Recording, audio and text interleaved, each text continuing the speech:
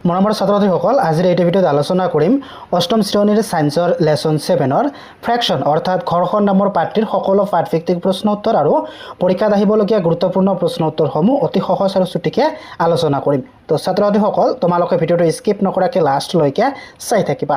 তো এতিয়া আমি অনুশীলনী অৰ্থাৎ এক্সাৰসাইজৰ প্ৰশ্ন উত্তৰখিনি আলোচনা কৰিম। তো ইয়াৰ 1 নম্বৰত কি কৈছে, খালী ঠাই পূৰ কৰা। তো ইয়াৰ কি কৈছে, পৰস্পৰৰ সংস্পৰ্শত থকা দুখন পৃষ্ঠৰ মাজৰ ডেশ ঘৰ্ষণে বাধা দিয়ে। তো ইয়াৰ খালী ঠাইত কি হ'ব, তো ইয়াৰ খালী ঠাইত তোমালোকে লিখিবা পৰস্পৰৰ সংস্পৰ্শত থকা দুখন পৃষ্ঠৰ মাজত আপেক্ষিক গতিক ঘৰ্ষণে বাধা দিয়ে। তো খালী ঠাইত কি লিখিবা, আপেক্ষিক গতি। তাৰপিছত বিত কি কৈছে, পৃষ্ঠৰ ডেশৰ ওপৰত ঘৰ্ষণ নিৰ্ভৰশীল। তো ইয়াৰ খালী ঠাইত কি লিখিবা, প্ৰকৃতিৰ, পৃষ্ঠৰ প্ৰকৃতিৰ বা মসৃণ বা খহটা গুণৰ ওপৰত ঘৰ্ষণ নিৰ্ভৰশীল। তো তোমালোকে ইমানখিনি লিখিব নালাগে, তোমালোকক বুজাবৰ কাৰণে মই এইখিনি লিখি দিছোঁ, মসৃণ বা খহটা। তো তোমালোকে খালী ঠাইত লিখিবা প্ৰকৃতিৰ। তাৰপিছত চিত কি কৈছে, ঘৰ্ষণে ডেশ উৎপন্ন কৰে।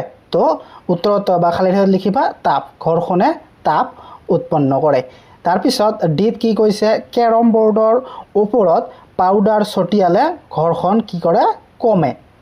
তোমালোকে যে ক্যাৰম বোৰ্ড খেলা, ক্যাৰম বোৰ্ডত ময়দা নাইবা যে তোমালোকে পাউডাৰ দি ক্যাৰম বোৰ্ড খেলা, এই পাউডাৰ নাইবা ময়দা দিলে কি হয়, ঘৰ্ষণটো কমি যায়, তেতিয়া ক্যাৰম বোৰ্ড খেলত সুবিধা হয়।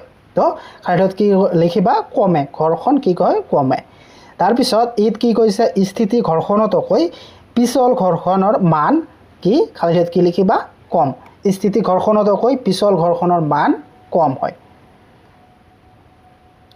তাৰপিছত 2 নম্বৰ প্ৰশ্নত কি কৈছে, 4জন ছাত্ৰক ঘূৰ্ণী স্থিতি আৰু পিছল ঘৰ্ষণ বলৰ মান অধক্ৰমত সজাবলৈ কোৱা হ'ল। তলত উত্তৰকেইটা উপস্থাপন কৰা হ'ল, কোনটো শুদ্ধ নিৰ্ণয় কৰা। তো ইয়াত 4টা অপশ্যন দিছে, ইয়াৰ কোনটো শুদ্ধ হ'ব তোমালোকক নিৰ্ণয় কৰিব। ইয়াত কি দিছে, ঘূৰ্ণী স্থিতি পিছল, বি ঘূৰ্ণী পিছল স্থিতি, চি স্থিতি পিছল ঘূৰ্ণী, আৰু অপশ্যন ডিত কি দিছে, পিছল স্থিতি ঘূৰ্ণী। তো ইয়াৰ শুদ্ধ উত্তৰটো হ'ব অপশ্যন চি, স্থিতি পিছল ঘূৰ্ণী। তাৰপিছত 3 নম্বৰ কুৱেশ্যনত কি কৈছে, ৰাবিয়াই তাইৰ পুতলা গাড়ীখন মাৰ্বলৰ শুকান মজিয়া মাৰ্বলৰ তিতা মজিয়াত পাৰি থোৱা বাতৰি কাকত আৰু টাৱেলৰ ওপৰেৰে চলাইছে। বিভিন্ন পৃষ্ঠত গাড়ীখনৰ ওপৰত ক্ৰিয়া কৰা ঘৰ্ষণ বলৰ মান ঊৰ্ধ্বক্ৰমত লিখিলে শুদ্ধ উত্তৰ হ'ব। তো শুদ্ধ উত্তৰ কোনটো হ'ব, তোমালোকে লিখিবা কি হ'ব, উত্তৰত লিখিবা, ইয়াতো 4টা অপশ্যন দিছে। তো এই 4টা অপশ্যনৰ ভিতৰত অপশ্যন এটো শুদ্ধ হ'ব। এই 4টা অপশ্যনৰ ভিতৰত অপশ্যন এটো শুদ্ধ হ'ব। মাৰ্বলৰ তিতা মজিয়া, তাৰপিছত মাৰ্বলৰ শুকান মজিয়া, তাৰপিছত আহিব বাতৰি কাকত আৰু টাৱেল। তো এই 4টাৰ ভিতৰত অপশ্যন এটো শুদ্ধ হ'ব। তাৰপিছত 4 নম্বৰ কুৱেশ্যনত কি কৈছে, ধৰা হ'ল তোমাৰ লিখা ডেস্কখন কিছু পৰিমাণে হেলনীয়া, ইয়াৰ ওপৰত ৰখা কিতাপ এখন পিছলিবলৈ আৰম্ভ কৰিছে। কিতাপখনৰ ওপৰত প্ৰয়োগ কৰা ঘৰ্ষণ বলৰ দিশ দেখুওৱা। তো ইয়াতো তোমালোকক দিশ দেখুৱাব দিছে। তো উত্তৰত তোমালোকে লিখিবা, ঘৰ্ষণ বলে সদায় বস্তুৰ ওপৰত বিপৰীত দিশত ক্ৰিয়া কৰে। তো তোমালোকে জানিবা, যেতিয়া এটা ঘৰ্ষণ বল প্ৰয়োগ হ'ব, তাত সদায় বিপৰীত দিশে ক্ৰিয়া কৰে। যিহেতু কিতাপখন হেলনীয়া ডেস্কখনৰ তললৈ পিছলৈ গৈছে, সেয়েহে ঘৰ্ষণ বলৰ দিশ ডেস্কখনৰ পৃষ্ঠৰ সমান্তৰালকৈ ওপৰৰ ফালে হ'ব। তাৰপিছত 5 নম্বৰ কুৱেশ্যনত কি কৈছে, দুৰ্ঘটনাবশতঃ মাৰ্বলৰ মজিয়াত তুমি এবাল্টি চাবোন পানী পেলালা। ইয়াৰ বাবে মজিয়াখন খোজ কাঢ়িবলৈ সহজ হ'ব নে টান হ'ব, কাৰণ দৰ্শোৱা। তো ইয়াৰ কাৰণটো কি হ'ব, মজিয়াখনত খোজ কাঢ়িবলৈ টান হ'ব, কাৰণ যেতিয়া মজিয়াখন পিছল হ'ব তেতিয়া খোজ কাঢ়িবলৈ কঠিন হ'ব, কাৰণ তোমালোকৰ ভৰি পিছল খাব পাৰে।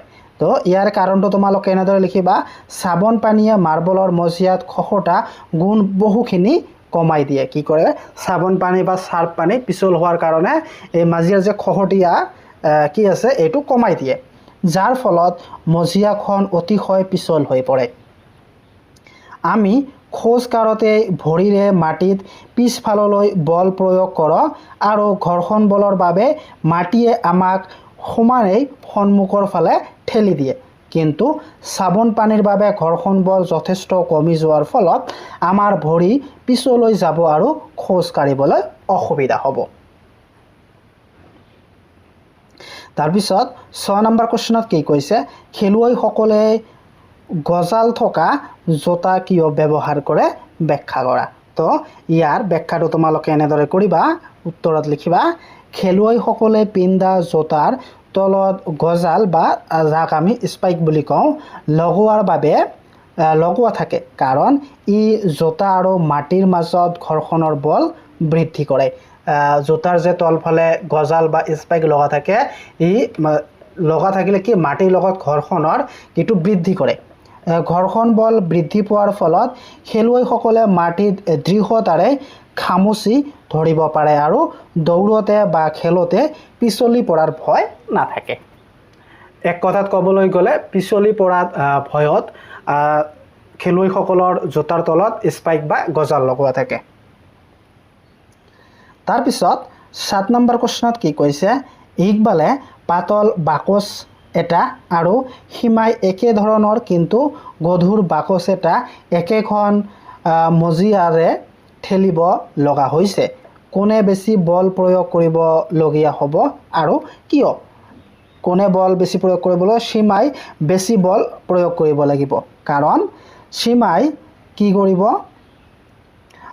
গধুৰ বাকচটো ঠেলিব গধুৰ বাকচ ঠেলতে কি বেছি বল প্ৰয়োগ হ'ব ইয়াৰ কাৰণটো তোমালোকে লিখিবা কি ঘৰ্ষণ বল দুখন পৃষ্ঠৰ মাজত হোৱা হেঁচাৰ ওপৰত নিৰ্ভৰ কৰে গধুৰ বাকচটোৱে মজিয়াখনৰ ওপৰত পাতল বাকচটোতকৈ বেছি হেঁচা প্ৰয়োগ কৰে ফলস্বৰূপে গধুৰ বাকচটো আৰু মজিয়াখনৰ মাজত ঘৰ্ষণৰ বলৰ মান বৃদ্ধি পায় সেয়েহে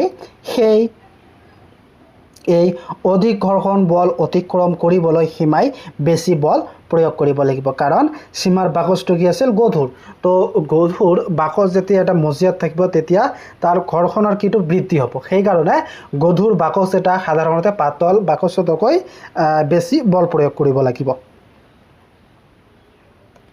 তাৰপিছত 8 নম্বৰ কোৱেশ্চনত কি কৈছে স্থিতি ঘৰ্ষণতকৈ পিছল ঘৰ্ষণ কিয় কম ব্যাখ্যা কৰা তো ইয়াৰ উত্তৰত তোমালোকে লিখিবা কি দুখন পৃষ্ঠৰ মাজৰ অসমান অংশবোৰ পৰস্পৰৰ মাজত আবদ্ধ হৈ পৰাৰ ফলত ঘৰ্ষণ বৃদ্ধি হয় যেতিয়া বস্তু এটা স্থিতিশীল অৱস্থাত থাকে তেতিয়া দুয়োখন পৃষ্ঠৰ অসমান অংশবোৰে পৰস্পৰৰ লগত ভালদৰে খাপ খাই আবদ্ধ হ'বলৈ পৰ্যাপ্ত সময় পায় যাৰ বাবে স্থিতি ঘৰ্ষণ বেছি হয় কিন্তু বস্তু এটাই যেতিয়া পিছলি গৈ থাকে তেতিয়া ইয়াৰ পৃষ্ঠৰ অসমান অংশবোৰ আনখন পৃষ্ঠৰ সৈতে আবদ্ধ হ'বলৈ পৰ্যাপ্ত সময় নাপায় সেয়েহে স্থিতি ঘৰ্ষণতকৈ পিছল ঘৰ্ষণৰ মান কম হয়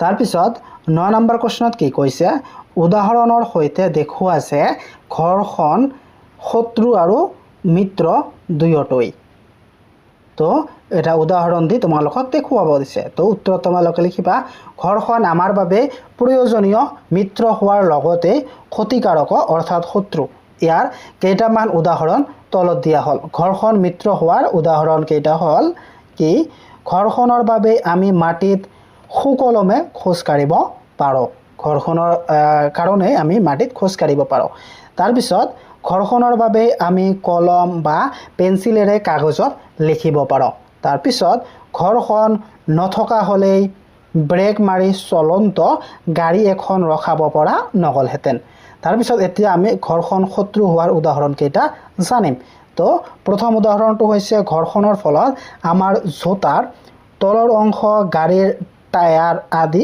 ক্ষয় হৈ নষ্ট হয় তাৰপিছত দ্বিতীয়টো হৈছে মেচিনৰ চলন্ত অংশবোৰৰ মাজত হোৱা ঘৰ্ষণৰ ফলত যথেষ্ট তাপ উৎপন্ন হয় আৰু শক্তিৰ অপচয় ঘটে। তাৰপিছত ঘৰ্ষণৰ ফলত মেচিনৰ অংশবোৰ ক্ষয় যায় আৰু মেচিনটো সোনকালে বেয়া হয়। তাৰপিছত 10 নম্বৰ কোৱেশ্যনত কি কৈছে, তৰলত গতি কৰা বস্তুবোৰৰ কিয় বিশেষ আকৃতি থাকে ব্যাখ্যা কৰা। তো উত্তৰত তোমালোকে লিখিবা, যেতিয়া কোনো বস্তুৱে তৰল বা গেছীয় পদাৰ্থ যেনে পানী বা বায়ুৰ মাজেৰে গতি কৰে তেতিয়া সেই পদাৰ্থবিধৰ ঘৰ্ষণে বস্তুৰ গতিক বাধা দিয়ে। এই ঘৰ্ষণক অতিক্ৰম কৰোঁতে বস্তুৰ যথেষ্ট শক্তি ক্ষয় হয়। শক্তিৰ এই ক্ষয় কম কৰিবলৈ আৰু তৰল ঘৰ্ষণৰ হ্ৰাস কৰিবলৈ তৰলৰ মাজেৰে গতি কৰা বস্তুবোৰক যেনে জাহাজ, নাও, মাছ আদি এক বিশেষ আকৃতিৰ দিয়া হয়, যাক ধাৰাৰেখিত আকৃতি, যাক আমি ষ্টেমলিন শ্বেপড বোলা হয়।